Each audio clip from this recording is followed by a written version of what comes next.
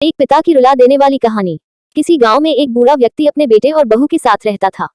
परिवार सुखी संपन्न था, किसी तरह की कोई परेशानी नहीं थी। बूढ़ा बाप जो किसी समय अच्छा खासा नौजवान था, आज बुढ़ापे से हार गया था। चलते समय लड़खड़ाता था, अब तो लाठी की जरूरत पड़ने लगी थी। चेहरा झुर्रियों से भर चुका था, बस अपना जीवन किसी तरह व्यतीत कर रहा था। घर में एक चीज अच्छी थी कि शाम को खाना खाते समय पूरा परिवार एक साथ टेबल पर बैठकर खाना खाता था। एक दिन ऐसे ही शाम को सारे लोग खाना खाने बैठे थे। बेटा ऑफिस से आया था, भूख ज्यादा थी इसलिए जल्दी से खाना खाने बैठ गया और साथ में बहू और एक बेटा भी खाने लगे।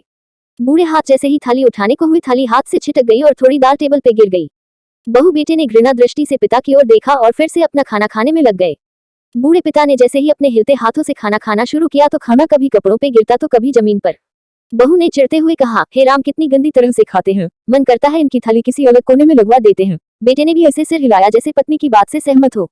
नन्हा पोता यह सब मासूमियत से देख रहा था। अगले दिन पिता की थाली उस टेबल से हटाकर एक कोने में लगवा दी गई। पिता की डिब्बाती आंखें सब कुछ देखते हुए भी कुछ बोल नहीं पा रही थी। बूढ़ा पिता रोज की तरह खाना खाने लगा। खाना कभी इधर गिरता कभी उधर।